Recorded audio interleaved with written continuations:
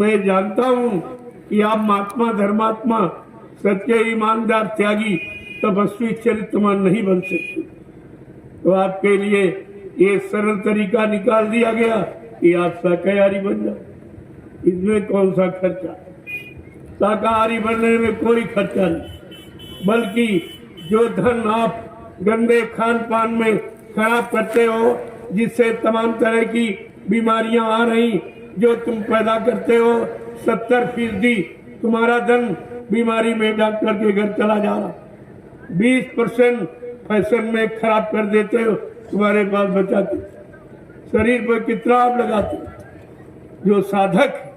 जो साधन है, उस साधन को बरकरार रखने के लिए आप कितना खर्च करते हो? कुछ का फैशन जिससे कुछ मिलना नहीं। पहले लगाने में, फैशन करने में खर्च किया, फिर साबुन खरीदा, उसको छुड़ाने में खर्च करते हो और सारा फैशन नाली में बहा देते। ये कौन सी बुद्धिमानी?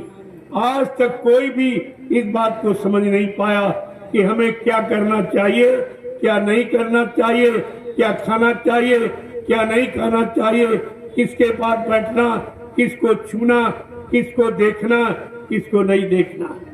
ये सब काम आप अगर कर लेते तो तुम्हारे पर कोई गंदगी ही नहीं थी। गंदगी तो आपने छू करके, आंखों से देख करके, कानों से सुन करके, पैरों से चल के जाके, हाथों से करके ही आपने गंदगी इकट्ठा की है। और उसी गंदगी का ये प्रश्न है कि जब तक गंदगी नहीं हटेगी कोई जीवात्मा यहाँ से निकल नहीं सकती। धर्मराज दरबार में सबका जहरा ली, वो धर्मराज बॉर्डर पर खा। जब तुम्हारी जीवात्मा इस मनुष्य शरीर यहाँ से निकल करके इस मृत लोक को पार करके जब ऊपर की तरफ चलेगी, वहाँ धर्मराज खड़ा है। वो तुम्हारे कर्मों की वही दिखाएगा। तुमने इतना मुर्गा खाया, इतना बकरे का गंदा मांस तुमने मनुष्य मंदिर में डाला, इतनी मछली का, इतने अन्नों का ये गंदगी तुमने क्यों डाली? तुम्हारे खाने के लिए मैंने सीजनल अनाज, सीजनल दालें, सीजनल सब्जियां, फल फूल, मेवे, दूध, मक्खन, मलाई, घी तुम्हारे वास्ते बनाया। तुमने अच्छा भोजन क्यों नहीं किया? ये गंदगी क्यों डाली? और मेरे बनाए मनुष्य मंदिर को तुमने खराब गंदा क्यों किया? इसी की तो सजा मिलेगी। उसी सजा से बचने बचाने के लिए आपसे प्रार्थना की जा रही कि आप शाकाहारी हो जाए। अभी वक्त है गुनाहों से तौबा करनी। फिर न कहना कि हमने सुना था पैगाम। मैं आपको ये कहने नहीं दूंगा कि मुझको शाकाहारी बनने की बात किसी ने बताई नहीं, शाकाहारी बनने के लिए किसी ने कहा नहीं, किसी ने समझाया नहीं। तो आप ये नहीं कह सकते हो। मैं 10 वर्षों से लगातार शाकाहार का ही प्रचार करता, गुरु के वचनों का प्रचार और शाकाहारी बनने का। इसके अलावा मेरा कोई प्रचार न अपना, न अपने नाम का, न अपने काम का, न अपने स्वार्थ, लोभ लालच का, न आपसे कुछ लेने देने का। ये मेरा प्रचार नहीं है। मैं जो गुरुदेव नाम प्रभु का प्रचार करता हूँ और शाकाहारी बनने की संपूर्ण देशवासियों से, हिंदू, मुसलमान, गरीब, अमीर, पढ़े लिखे, अनपढ़, यानी स्त्री पुरुष, सबसे प्रार्थना करता हूँ। अगर आपको बचना है, बाल बच्चों को बचाना है, परिवार को सुरक्षित रखना है, तो आप लोग शाकाहारी हो जाओ। इसके अलावा मेरा कोई संदेश, और ये आप सुन ले तो आपका काम बन जाए। आपको अपने काम बनने बनाने से मत। इन्होंने कितना सुनाया, गीता सुनाई, भागवत सुनाया, कुरान सुनाया, कुरान, बाइबिल, गुरु ग्रंथ साहब, 4 वेद, 6 शास्त्र, 18 पुराण, 19 उपनिषद, ये सारी धर्म शिक्षा आपको सुनाई गई। लेकिन धर्म न समाज में, न परिवार में, न मानव इंसान में रहा। ये सब चला, जबकि धर्म कितनी कुर्बानी के बाद आया। धर्म के लिए भगवान राम को रावण से लड़ाई लड़नी पड़ी। धर्म के लिए भगवान कृष्ण को महाभारत करना पड़ा। कितने करोड़ जीवों को मारना पड़ा। ये तब धर्म आया, ऐसे नहीं आया था।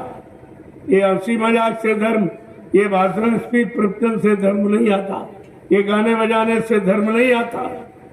धर्म धारित, धर्म धारण का विषय, इसको जब अपने जीवन में उतारोगे, इस मन पर इस धर्म का प्रभाव पड़ेगा,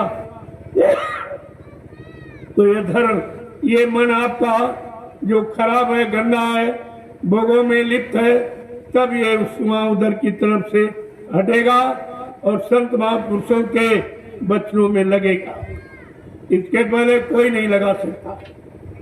अब आपको ये अवसर मिला है, आज उसका लाभ उठा लीजिए, क्योंकि ये समय आपको बार बार नहीं मिले और तुम्हारे यहाँ रोज कोई आएगा नहीं, न कभी आया होगा।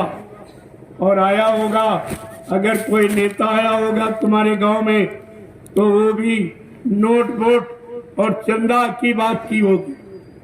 अगर कोई महात्मा लाल पीले कपड़े पहन के आया होगा, उसने दान दक्षिणा, धोती रोटी लंगोटी की बात की होगी। लेकिन मैं ऐसी कोई भीख मांगने नहीं आया, मेरा ये काम नहीं है। मेरा काम इन सब से अलग। आपको कुछ नहीं देना, आपको सब लेना ही लेना है। ऐसा कोई ना आया, ना कोई आएगा इस तरह आपको देने के लिए। मैं लेने के लिए नहीं आया, देने के लिए आया। और सर्वप्रथम मैंने अपना नमूना आपको दिखाया। पहले दिन जो शाकाहारी सद्भावना मिलन शांति शोभा कलश यात्रा जो आपके बीच में निकाली गई, कितने कुंडल प्रसाद बांटा गया, बदले में किसी से कुछ नहीं मांगा गया। और कितने गांव में प्रसाद बटा। क्या ये काम इसके पहले किसी ने किया था? कोई आया हिंदुस्तान में आज तक ये प्रसाद वितरण जो सबके हित का, सबके भले और लाभ का, ये किसी ने बांटा? मैंने पूरे हिंदुस्तान में ये मतलब लगातार 4-5 वर्षों से ये बराबर प्रसाद वितरण कर रहा हूँ, जिससे लोगों में आने वाली मुसीबत, आने वाली लड़ाई झगड़ा, आने वाली बीमारियों से, आने वाली दुर्घटनाओं, एक्सीडेंटों से इनका बचाव हो जाए। इसलिए मैं आपको प्रसाद देता हूँ। केवल एक ही बात आपसे मांगता हूँ कि आप शाकाहारी हो, और कुछ नहीं चाहिए। आप शाकाहारी सपरिवार हो जाए तो तुम्हारा परिवार बच जाएगा। नहीं आगे आने वाला समय बहुत खराब, जिसमें आप अपने आप को, अपने बाल बच्चों को, सामान को आप बचा नहीं सकते। तुम्हारे पास बचाने का कोई साधन नहीं।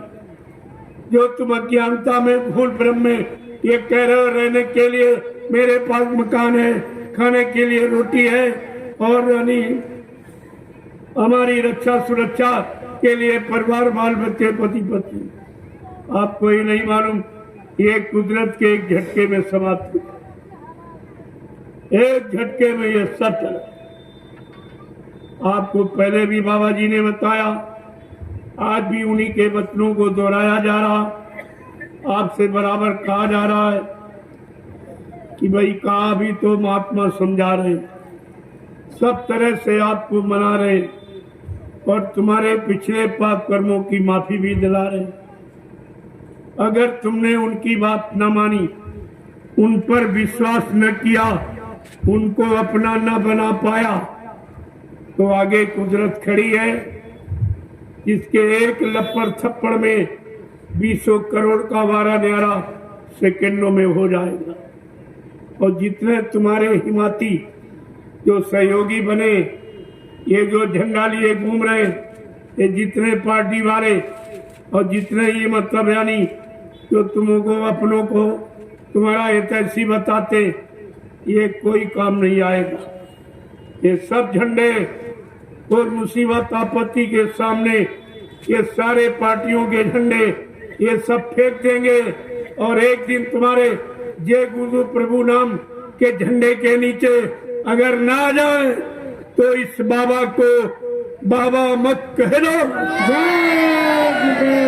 प्रेमियों, ये कितनी बड़ी सच्चाई ये बाबा जी ने सब आपसे कहा।